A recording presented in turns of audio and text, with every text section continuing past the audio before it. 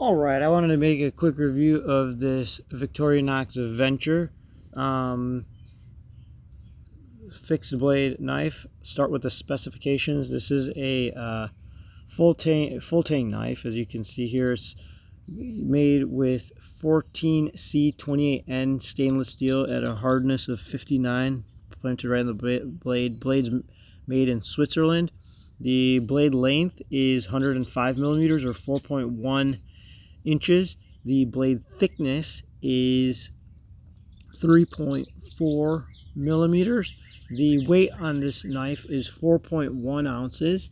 The weight of the sheath is 1.2 ounces, 1.25 ounces, and the combination of the knife and the sheath is 5.4 ounces. On the website, the sheath, the weight is listed as 5.4 ounces, includes the sheath as the knife as well, and I have a scale right here. Yeah, 5.4 ounces.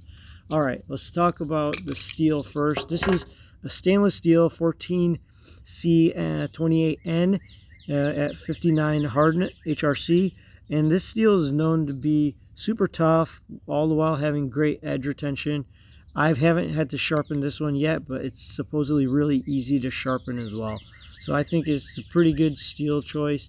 Some guy online basically said it's one of the best budget steels. I don't know much about anything, but although I thought it was a good choice.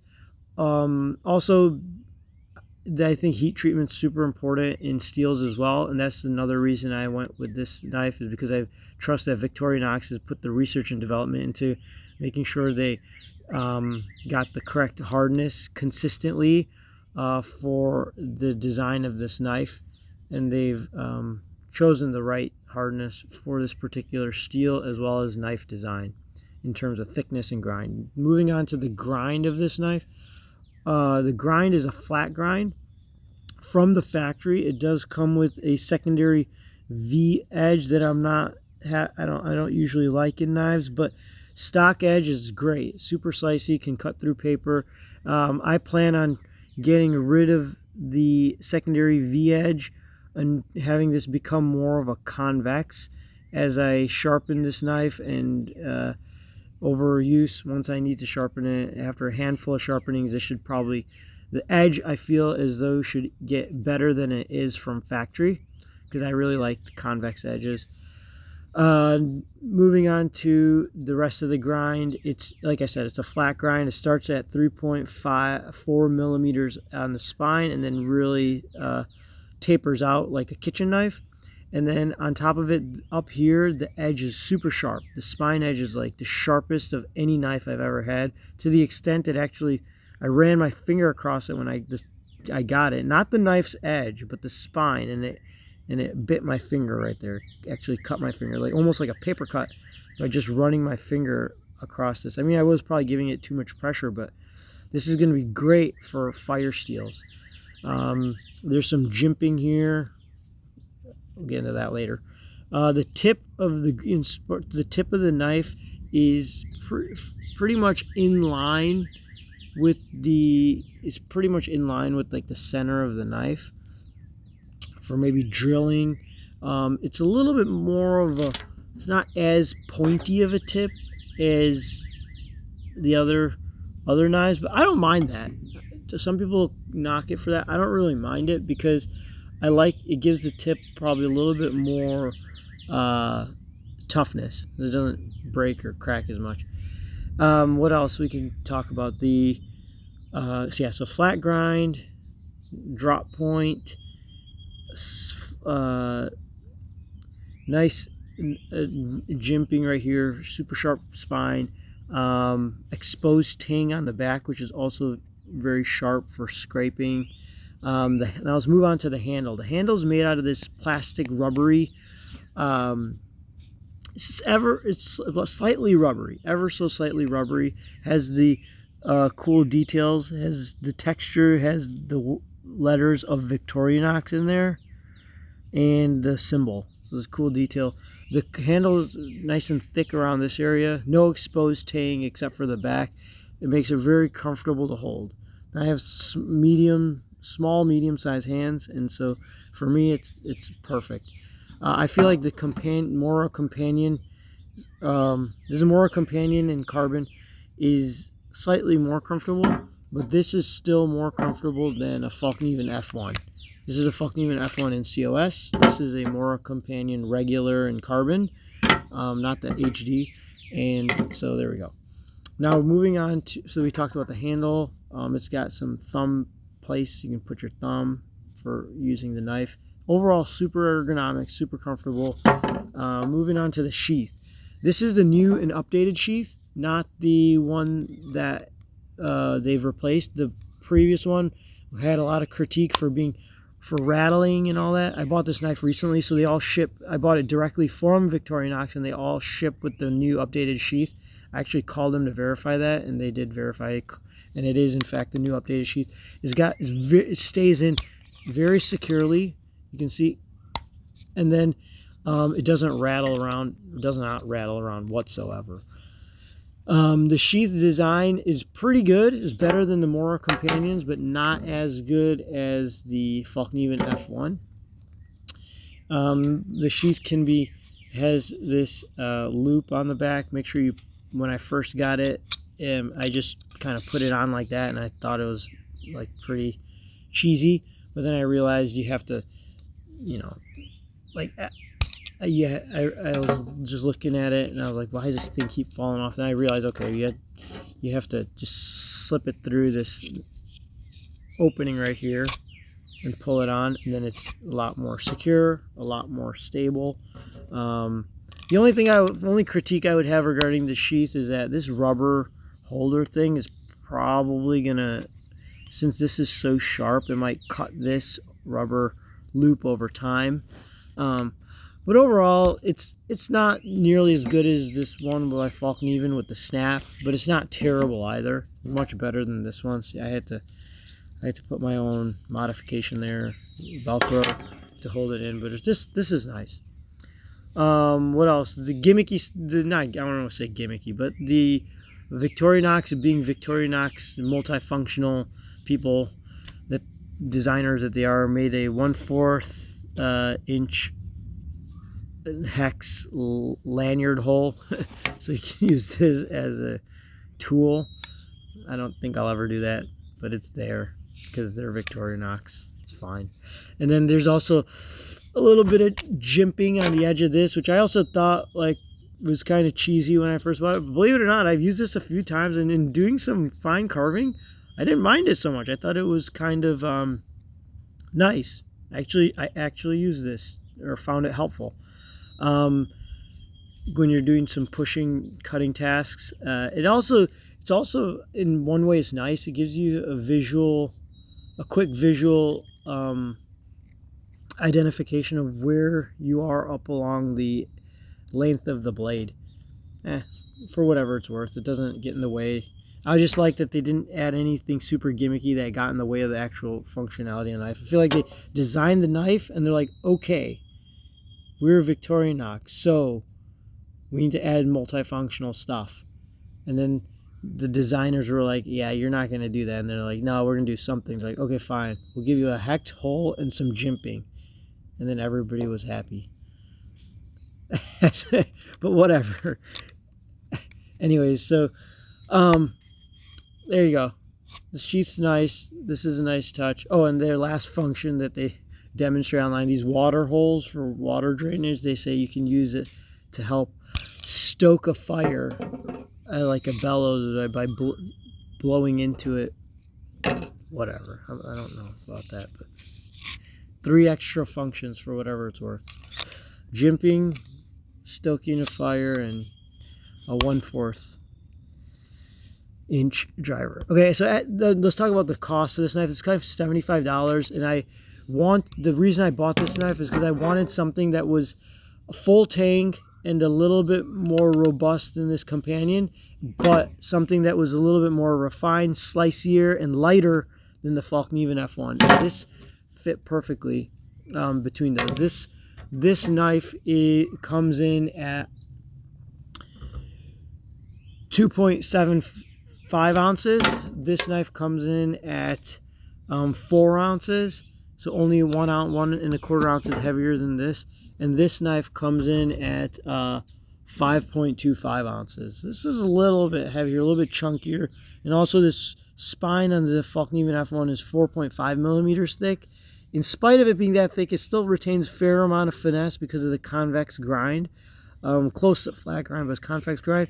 But it's still a little bit more cumbersome when you want to do like food prep compared to this or this knife. This knife is just like almost handles like a kitchen knife, like a super robust kitchen knife, and that's why I wanted to purchase this.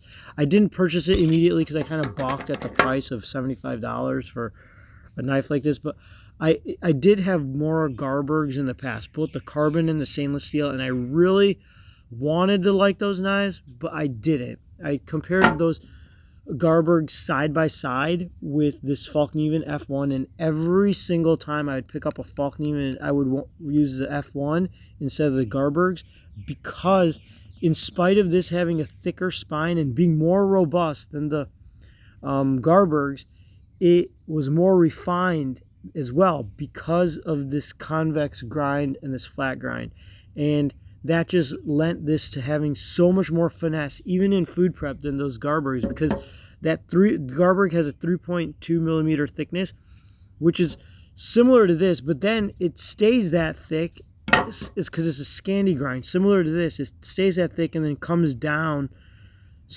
at a super steep angle at the edge. And that shoulder, where the Scandi grind met the rest of the blade, that shoulder on the Garberg really got in the way.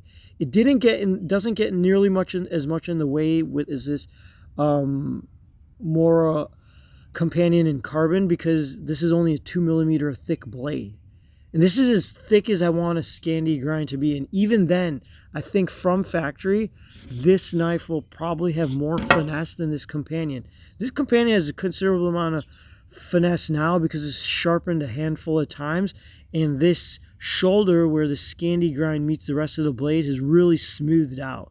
It's almost like semi-convex now, especially at the tip from all the sharpening I've done. So you can't really, like running my finger here, you can't feel that shoulder. It's really smoothed out. Whereas on the Mora Garberg, it was just so thick, I just felt it was kind of cumbersome, and it lost a lot in terms of finesse. And I think that's where this knife really, if comparing, I mean, I haven't compared this side by side with the Garberg, but given the choice, I would buy this over the Garberg every time. Of these three knives, I still think this is my favorite because of the sheath design, because of the knife itself, the convex grind, the laminated steel, the COS steel. I really like this knife. But of these two knives, I would take this one every time. Of course, this is a $75 knife, and this is a $20 knife. But I think the real comparison to this would be the Garberg, because of the price. I feel like the Garberg's still more of a survival knife, and this is more of like a camp or bushcraft knife, because the Garberg is just like, it's just heavier duty, and it's got that thick 3.2 millimeter Scandi grind. It just stays thick all the way throughout, whereas this is like a kitchen knife. It's flat grind from top to bottom. But the reason they're compared is because of the price point. Both, you can find the Garberg as well as this at $75. Given the choice of the two, I would take this one every single time. And the reason is because if I want a bushcraft and camp knife, this excels at that. If I want a survival knife, then instead of the Garberg, I would pick this one every time because it's more robust and it still has more finesse than the Garberg in carving and camp chores. So the Garberg has less finesse than either one of these in terms of slicing because of that grind. And so if I want a survival knife, which is what the Garberg is, in my opinion, I'll go for this. Because it still has more robustness in terms of survival. So it's a better survival knife, all the while having better finesse. This Fallkniven F1. This Fallkniven F1 has more finesse and is a more robust survival knife than the Garberg. And then if I want something that's lighter and has more finesse than either one of these, that's more of a camp bushcraft knife, I'll go with this. And even then, I still think this would be just fine and still would be okay to use as a survival knife. I wouldn't categorize it as a survival knife, but if you're going to use it, could absolutely be used as one, especially because this is a very tough steel. The 14C28N is a very tough steel, and they didn't go super crazy with the 60, 61, 62 hardness or HRC. This is a 59 HRC, and so I expect that this is not going to be easy to break. It might bend a little, but I really doubt that this will chip, break, or I haven't had experience with it, enough experience to see if it will chip or break, but I don't anticipate. And I mean, in terms of splitting wood and batoning, it's not nearly as good as something like the Garberg or this with super thick spines. Garberg, even though it's got the same thickness, is going to be better at like batoning and breaking stuff because of that sharp Scandi grind. But this does pretty well. I tried, but it's not as good as this. But this is 4.5 millimeter thickness, just really like splits wood. What else did I say about this? So that's some comparison regarding the Garberg and Fallkniven F1 and Mora companion. Overall, honestly, this is still, I think, my favorite, and this one's really moving up there. After having this, I don't think I'll ever really grab for this one anymore, just because of the full tangness, and it still handles really well for slicey tasks, whereas that's what I was using this one for. I was using this for anything I wanted to do really slicey and refined, where this I felt a little bit too clumsy. This might just fulfill the role of both of these, because I don't find myself in survival situations, and everything this can do in terms of camp bushcrafting, this can do, except for really splitting wood. So I think this might be my go-to. It's kind of like a Goldilocks between these two. But we'll see. I still like this one the most. If I could only keep one knife, it'd still be this Fallkniven F1. But we'll see. That may change as I use this more. I'm really impressed with this. Probably still like this one better. This is still much more superior of a knife, more well-designed, more thought put through this into this knife. Better steel compared to this one, but this is really impressing me. All right, thanks for watching. Hopefully that helped.